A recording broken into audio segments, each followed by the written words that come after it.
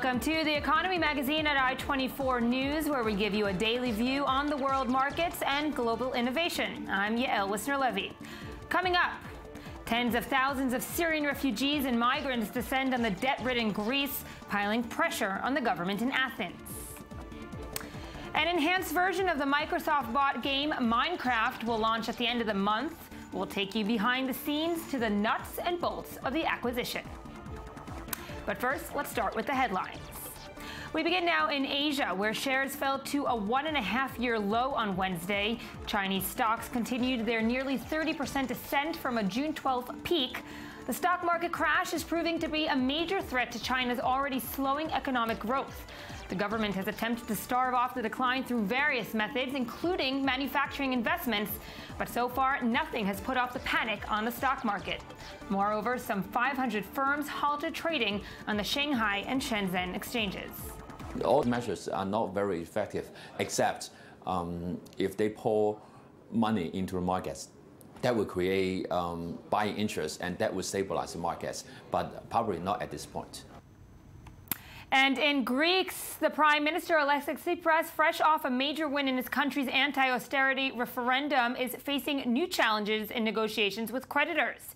The Eurozone is giving Greece until Thursday to put a new proposal on the table in order to solidify a deal with lenders, as the Prime Minister Alexis Tsipras called for the EU to avoid division as the indebted Greece struggles to stay in the euro. Meanwhile, the country has reportedly requested a 3-year loan from the European Stability Mechanism, but didn't specify the volume of financing it seeks. This may be the last line for negotiations before a so-called Grexit. And with an EU-wide summit called for Sunday, the European Council President Donald Tusk is calling this, quote, the most critical moment in the Eurozone's history. Let me assure the House that, quite apart from the crisis, we will continue with our reform undertakings. Let's not forget that for the past 5 years, the Greek people have made a tremendous effort for adjustment, but this has exhausted the resilience and the patience of the Greek people. We demand an agreement with our neighbors, but one which gives us a sign that we are on a long-lasting basis exiting from the crisis, which will demonstrate that there's light at the end of the tunnel. Meanwhile, Puerto Rico has not succeeded to convince the United States Court of Appeals to reestablish a local restructuring law that the U.S. territory says it needs to deal with $72 billion in debt.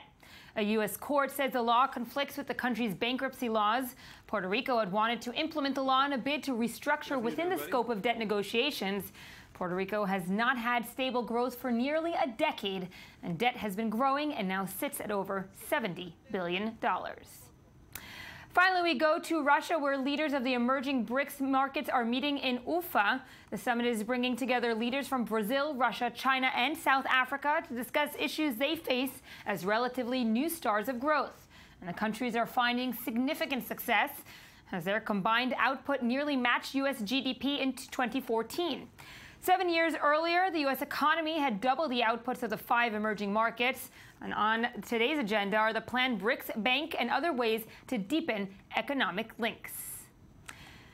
Israel's southern city, Beersheba, has long been overlooked by locals. But now global and local tech giants are gaining interest in the desert metropolis as a hub of cyber innovation. The Economy host Natalie Ehrlich went to see the new tech development for herself and sat for a one-on-one with the managing partner of JVP, an Israeli venture capital firm with some 26 successful exits. Let's take a look. Well, now we are joined by Gadi T. Roche. He is the managing partner at JVP. Thank you very much for being with us today. Thank you for visiting us today at the JVP Beersheba Excellence Centers for Cyber. When was it that you first got involved in cybersecurity? JVP was established more than 20 years ago, and we invested in cyber when it was still called IT security, and we had some very good outcomes in that sector. What we've seen about 4 years ago is that there is a whole new wave of cyber attacks coming to hit many of the federal agencies as well as the corporations out there, and we realized that for this new wave of attacks, you need new kind of solutions, and we thought that's an excellent ecosystem to create a whole new set of companies in that space. Well, JVP is a big player here in Israel when it comes to cybersecurity. How did it get recognition on the world stage? We identified that there is a new category in the world of cyber, protecting the organization from within, okay? And we realized that CyberArk can be the leader of that category. And that's where you get winners in the public market. If you have a story that the public can understand, and you have a company that can be a leader in a new category that it created, which is what happened with CyberArk, then you see the performance as it's reflected in the public markets right now. What exactly stood out to you about CyberArk? Why did you know that it was going to be a successful company? So I think in the case of CyberArk, once again, the company had very strong financials, very good growth rate, coupled with profitability that was built into the company from day one. So those aspects were really appreciated in the public market, and we realized that if we position it correctly, that could be a very successful outcome in an IPO market. Describe to us the difference between backing early-stage companies as well as more mature companies. So as you said, we invest in later stage opportunities such as CyberArk and other companies in cyber, as well as very young company in this space. I think that, by the way, having companies like CyberArk and other companies that went public really create a lot of ambition for the early stage companies to shoot for the sky and not being just sold at early stage to larger companies. There is a lot of things that are common working with those two stages. Both of them, JVP takes very major positions in the company. We are a very involved investor, and we provide a lot of support and guidance and advice. The difference is, at early stage, we usually help the founders and the management team to establish their niche in the market and work with them on perfecting the go-to-market and how to approach this market. This is usually the most difficult task for an early-stage company. At later stages, companies that already have revenues and you prepare them for an IPO, it's a different type of work, it's different type of advice, but still very involved through a very intimate dialogue with the management and the founder team. Describe to us a bit, what is the process like in terms of negotiating the value of an exit? So first of all, to have a successful negotiation on an exit, once you get an offer from one of these technology companies, you need to make sure that you have competition on the deal. In order to do that, you need to work on that environment early on, starting from 2 years and 3 years before that exit event that you're planning for. And you do that by actually establishing business development relationships with those potential acquirers. So what we guide our early stage companies to do is to open up partnerships with those companies, have those large companies a chance to know you better, okay? And then once you get an offer from one of them, you are the best position to go and negotiate this offer with additional bidders and therefore maximize the price.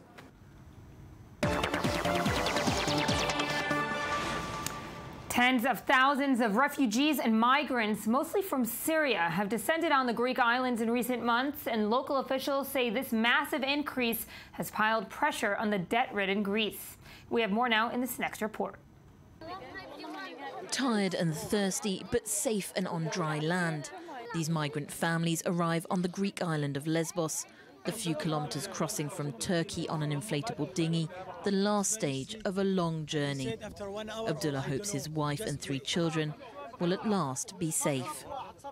War and bombing there, a lot of people dying every day. Nobody help us, nothing there, no any place safe for living, for even no food, no water, nothing there. We are suffering. Only halfway into 2015, and already migrant numbers arriving on Lesbos are triple those from the whole of last year. Some 300 are arriving nearly every day. The island struggling to give temporary shelter to the arrivals. Even after sleeping on the floor or in a makeshift tent camp, most are just grateful to be in Europe. We want to say to European people, we thank you very much. We want to tell him, Syrian people, they are active. We understand if you're feeling bad about these situations, but in the war, we should be patient about people. After Italy, Greece has received the second highest influx of migrants and refugees, putting an added strain on the country's tightening budgets. I'm managing a European problem, while at the same time, creditors are pressuring me. In other words, I have a bomb in one hand.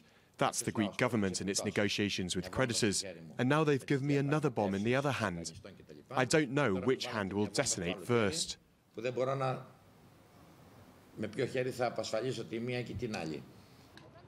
More than 100,000 refugees and migrants have arrived in Europe by sea from North Africa over the last year. Nearly 2,000 others didn't make it, dying during the crossing. These migrants may have arrived in Europe, but their journey doesn't end here. They will now be documented and then moved to Athens for asylum applications. An enhanced version of the Microsoft-bought game Minecraft will launch at the end of the month for Windows 10, which is, of course, a good opportunity to look at the computer game's quick journey from an indie hit to a $2.5 billion acquisition. Let's take a look. Minecraft, a world-building video game that plays like virtual Lego, has been taking the gaming world by storm since 2009. The game's strong following caught the interest of players and technology companies alike.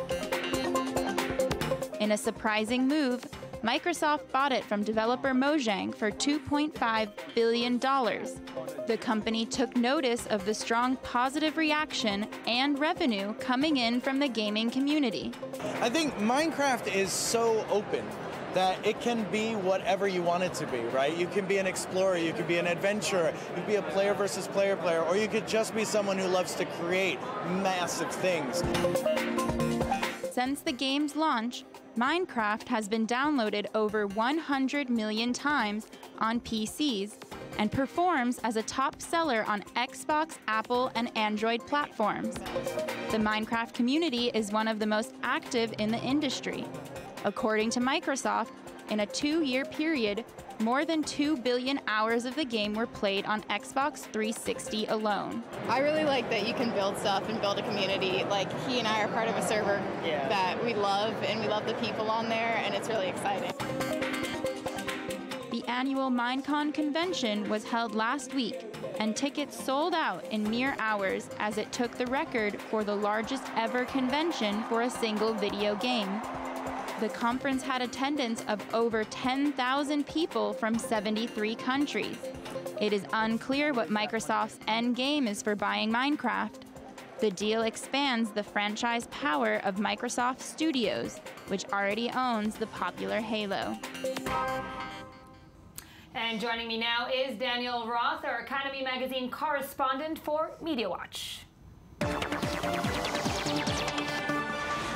Daniel, thank you for joining us. What do you have for us today? We're starting with The Nation. Thomas Piketty and other 4 economists, world famous in the world of economy, wrote in The Nation a letter to Angela Merkel saying, essentially, history will remember you based on what you do this week. This is a call on Angela Merkel and Eurozone leaders to take it easy on Greece, essentially. These are economists saying, number one, austerity has failed. When you look at Greece, it's failed. When you look at the mathematics, outside of any particular example, it's failed. There are a couple of cases where austerity measures coupled with devaluing currency in certain examples, but by and large, it's a failed policy. And Thomas Piketty and Jeffrey Sachs and these other economists are saying, Angela Merkel, you need to tone this down. You need to stop what you're doing to Greece. 40% of children are in poverty. 50% of youth are unemployed. 25% of the population at large is unemployed. And this is not an accident. This is because of the policies of the creditors. And they're really calling on this week on the negotiations to forgive Greece's debt, to restructure the debt so that it's payable and so that by 2030 Greece isn't only still in debt, but that they've paid it off, and it's the end of the story. And then, of course, they do stay in the Eurozone according to these top-ranked economists, and it does get a boost of certainty when you hear voices such as these speaking to Angela Merkel. Absolutely. What else do you have? Haaretz is running a story. A couple of years ago, the Ministry of Finance under Yair Lapid, the Israeli ministry, did a study to find out what would happen if there were a boycott of Israel, which is a growing reality. Right. And what they found is that whether it's a serious scenario or a less serious scenario, Israel is going to face, in a serious scenario, billions in export losses. In a less serious scenario, still millions, but it's going to be a big deal. It definitely will, and we definitely will be covering it. Daniel Roth, thank you for joining us. That's all for today. Join us again tomorrow, same time, same place, from the Jaffa Port in Tel Aviv. I'm Yael Wisner-Levy. Thank you.